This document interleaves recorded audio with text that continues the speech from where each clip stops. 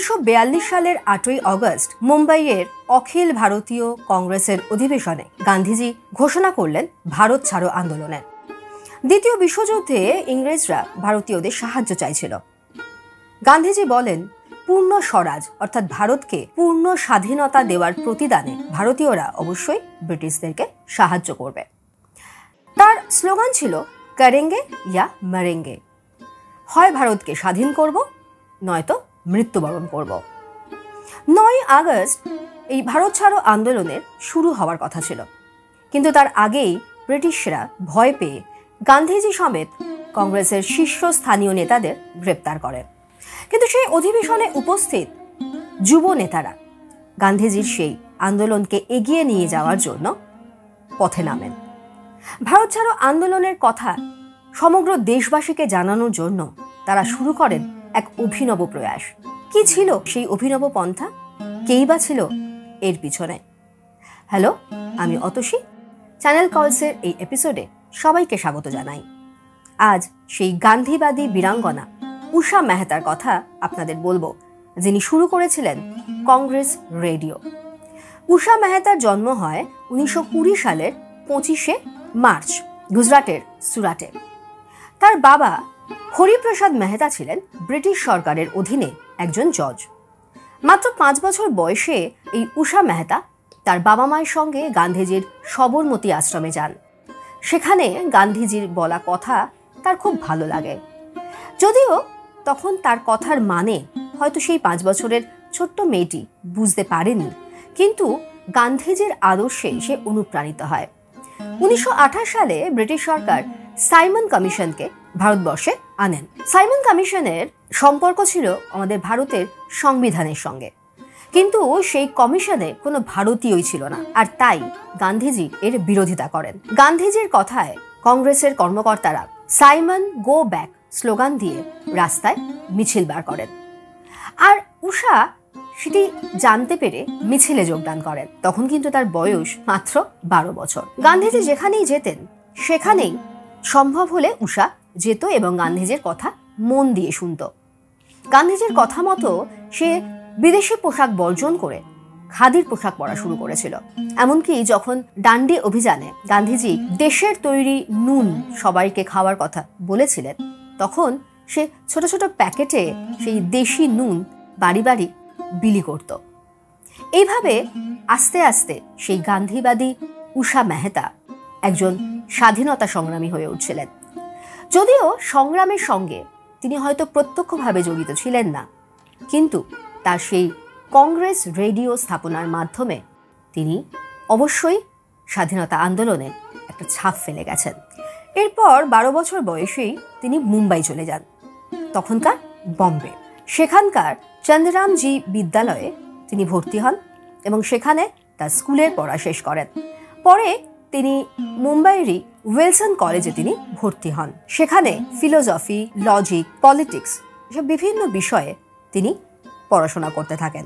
যখন তিনি এই চন্দ্ররামজি স্কুলে পড়াশোনা করতেন, তখন জেলের কয়েদিদের কাছে তার পরিবারের লোকজনেদের খবরাখবর দেওয়ার কাজ করতেন, আর তার সাথে সেখানে বন্দি বিপ্লবীদেরও নানা রকম সিক্রেট ইনফরমেশন পাঠাতেন। আর বয়সে অনেক ছোট বলে তাকে কেউ সন্দেহ করত না। এইভাবে ছোট থেকেই বিভিন্ন কাজের মাধ্যমে তিনি ভারতের স্বাধীনতা সংগ্রামে তার ছাপ ফেলেছিলেন। এই উইলসন কলেজে পড়ার সময়ই তার জাতীয়তাবাদী এই চিন্তার আরও বিকাশ ঘটে, কারণ এই কলেজে ইংরেজ বিরোধী কোনো অধিবেশন বা কোনো কার্যকলাপকে সেভাবে আটকানো হতো না। যাই হোক, 1942 সালের সেই ভারত ছাড়ো আন্দোলন ঘোষণা হওয়ার পর উষা মেহতার জীবনে অনেক কিছু বদলে যায়। পড়াশোনা ছেড়ে তিনি তখন যোগ দেন এই ভারত ছাড়ো আন্দোলনে। গান্ধীজিকে গ্রেপ্তারের পর উষা মেহতা ও অন্যান্য যুব নেতারা 9 আগস্ট গোয়ালিয়া ট্যাঙ্ক ময়দানে হাতে জাতীয় পতাকা নিয়ে ভারত ছাড়ো আন্দোলনের সূত্রপাত করেন। সেখানে বিপুল জনতার সমাবেশ ঘটেছিল।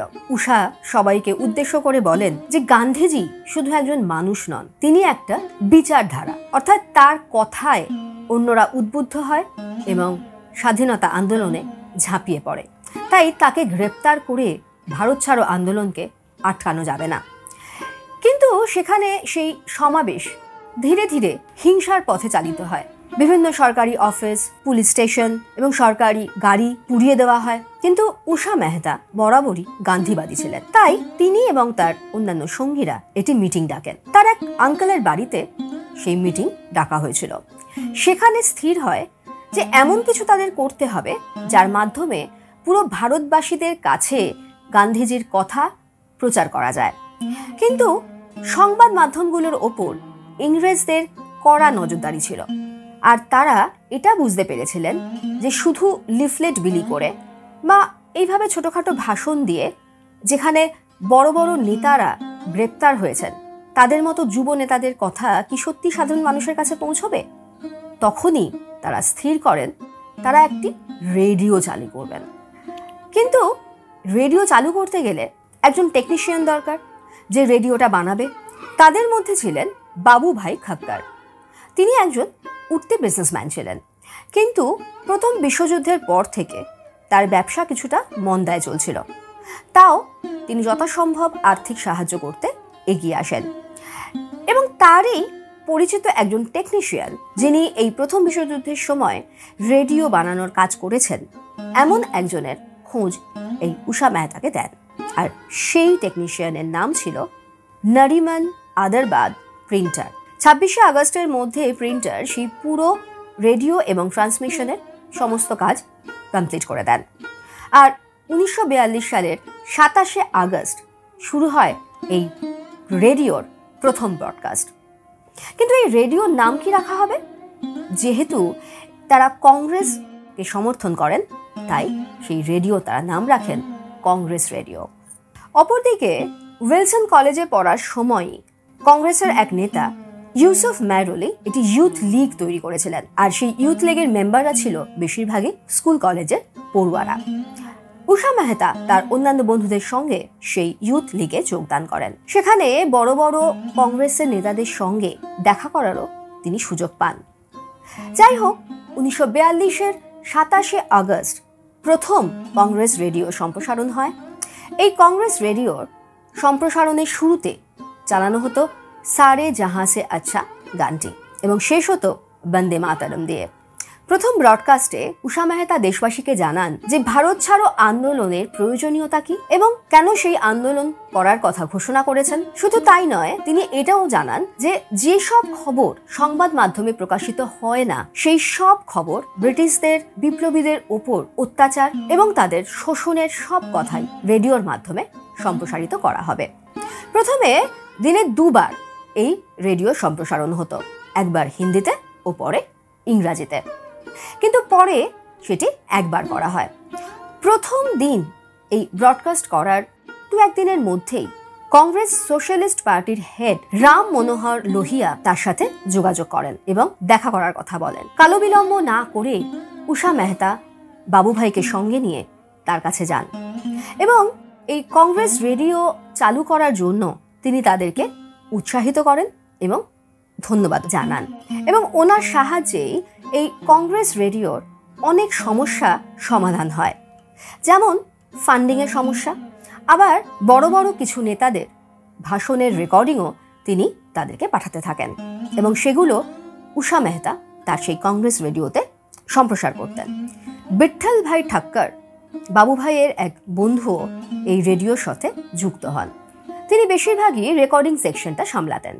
টেলিফোন কোম্পানি শিকাগো রেডিওর ওনার নানকা মোডবানে ট্রান্সমিটার বানানোর সব সরঞ্জাম দিতে রাজি হন। বম্বে কংগ্রেস বুলেটিনেও এই খবর সম্প্রসারিত হয় যে ঊষা মেহতা এবং তার বন্ধুরা মিলে এই কংগ্রেস রেডিও শুরু করেছেন। ভারত ছাড়ো আন্দোলনকে সমর্থন করে টাটা স্টিল অ্যান্ড কোম্পানির যারা কর্মচারী, তারা ধর্মঘট ডেকেছিলেন। যে সংবাদ খবরের কাগজে প্রকাশিত হতো না, এই কংগ্রেস রেডিওর মাধ্যমে ভারতবাসীর কাছে পৌঁছে যেত। ভারতবাসী জাগছিল, তারাও বুঝতে পারছিল যে ইংরেজ সরকারের অঙ্গুলি হেলনে সংবাদপত্রগুলো অনেক খবরই তাদেরকে জানায় না। কোথায় কি আন্দোলন হচ্ছে, সেই আন্দোলনে যারা অংশ নিয়েছে তাদেরকে কিভাবে ব্রিটিশ সরকার টর্চার করেছে বা কিভাবে তারা মানুষকে শোষণ করছে, কোনো খবরই তারা কিন্তু সেই সংবাদপত্রের মাধ্যমে পেত না, আর সেগুলোই সম্প্রচারিত হতো এই কংগ্রেস রেডিওতে। ব্রিটিশ সরকার নড়ে চড়ে বসল। এই কংগ্রেস রেডিওর সম্প্রসার ঠিক কোথা থেকে হচ্ছে সেটা জানার জন্য লোক লাগান। শুধু তাই নয়, সিআইডিও এর পেছনে পড়ে যায়। আর পুলিশের হাত থেকে বাঁচতে বারবার উষা মেহতা এবং তার বন্ধুরা সেই কংগ্রেস রেডিওর ব্রডকাস্টের জায়গাটা পরিবর্তন করতেন, যে কারণে কিছুতেই ইংরেজরা তাদেরকে ধরতে পারছিল না। একদিন যখন উষা সেই সম্প্রসার করার জন্য তৈরি হচ্ছিলেন, দেখা গেল কিছুতেই সেই রেডিও সম্প্রসারণ হচ্ছে না। তারা বুঝতে পারলেন যে ব্রিটিশ সরকার তাদের অফিসিয়াল রেডিও ব্রডকাস্টের মাধ্যমে নেটওয়ার্কটাকে পুরো জ্যাম করে দিয়েছে, যে কারণে সেই কংগ্রেস রেডিওর ব্রডকাস্ট হতে পারছে না। নভেম্বর মাসে সিআইডি বম্বের বিভিন্ন রেডিও শপগুলোতে রেড করছিল এবং যাকেই সন্দেহ হচ্ছিল তাকে ধরে জেলে পুরছিল। এই সময় কংগ্রেস রেডিওর দুটো আলাদা আলাদা ব্রডকাস্টিংয়ের জায়গা তারা ঠিক করেছিলেন, যাতে তারা সহজে ধরা না পড়েন। এদিকে ব্রিটিশ সরকার এবং সিআইডি তারা এই কংগ্রেস রেডিও লোকেশন ট্রেস করতে করতে পৌঁছে যায় বাবু ভাইয়ের অফিসে। আর তখন সেখানে উপস্থিত ছিলেন উষা, বিট্টল ভাই ঠাক্কর, ডক্টর লোহিয়া প্রমুখ। সিআইডি অফিসার দীনানাথ কৃষ্ণা রাও পান্ডেকর বাবু ভাইয়ের কাছে যান এবং তাকে জানান যে তাকে ধরার ওয়ারেন্ট আছে তার কাছে। কিন্তু বাবু ভাইয়ের সাথে সাথে প্রিন্টারও ধরা পড়েন।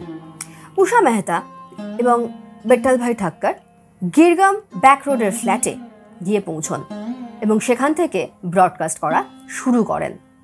কিন্তু যেই সেই ব্রডকাস্ট শুরু হওয়ার পর শেষে বন্দে মাতরম গানটি চালু করতে যাচ্ছিলেন উষা মেহতা, ঠিক তখনই সেই ফ্ল্যাটে পুলিশের রেড হয়। আর পুলিশের সাথে তারা দেখতে পান সেই প্রিন্টারকে। কারোর বুঝতে বাকি থাকে না যে তাদের লোকেশনের খবর কিন্তু দিয়েছেন এই প্রিন্টার। উষা মেহতা সহ বাকিদেরকে গ্রেপ্তার করা হয়। তারপর চলে দীর্ঘ ইন্টারোগেশন, কিন্তু তাকে যাই জিজ্ঞাসা করা হোক না কেন তিনি মুখ খোলেননি। এরপর তার 4 বছরের জেল হয়ে যায়। কিন্তু জেলে তিনি অসুস্থ বোধ করায় তাকে যে হসপিটালে ভর্তি করা হয় এবং সেখানে কড়া নজরদারিতে তাকে রাখা হয়েছিল। 1946 সালে যখন ইংরেজ সরকার স্থির করেন তারা ভারতকে স্বাধীনতা দেবেন, তখন ইন্টারিম গভর্নমেন্টের হোম মিনিস্টার মোরারজি দেসাই উষা মেহতাকে জেল থেকে ছেড়ে দেওয়ার আদেশ দেন। স্বাধীনতার পরে প্রথম জেলবন্দি কয়েদি যিনি ছাড়া পেয়েছিলেন তিনি ছিলেন উষা মেহতা। তারপর তিনি আবার তার পড়াশোনার দিকে মনোনিবেশ করেন। তিনি পিএইচডি করেন এবং যে কলেজে তিনি পড়াশোনা করেছেন অর্থাৎ উইলসন কলেজের পলিটিক্স ও সিভিক্স ডিপার্টমেন্টের হেড হন। গান্ধী শান্তি প্রতিষ্ঠানের অধ্যক্ষ ছিলেন। ভারতীয় বিদ্যাভবনের সঞ্চালনে তার এক গুরুত্বপূর্ণ ভূমিকা আছে। 1999 সালে ভারত সরকার তাকে পদ্মবিভূষণ সম্মানে সম্মানিত করেন। 2000 সালের 11ই অগস্ট এই বীরাঙ্গনা গান্ধীবাদী উষা মেহতা মৃত্যুবরণ করেন। কংগ্রেস রেডিও সেই সময় ভারতবাসীর মনে সেই বিপ্লবের আগুনটাকে জ্বালাতে সাহায্য করেছিল। সারা জীবন উষা মেহতা গান্ধীজির আদর্শে, গান্ধীজির পথেই চলেছেন এবং ভারতের স্বাধীনতা লাভে এক গুরুত্বপূর্ণ ছাপ ফেলে গেছেন। সেই বীরাঙ্গনা উষা মেহতাকে সশ্রদ্ধ প্রণাম জানিয়ে শেষ করছি আজকের এপিসোড। নমস্কার।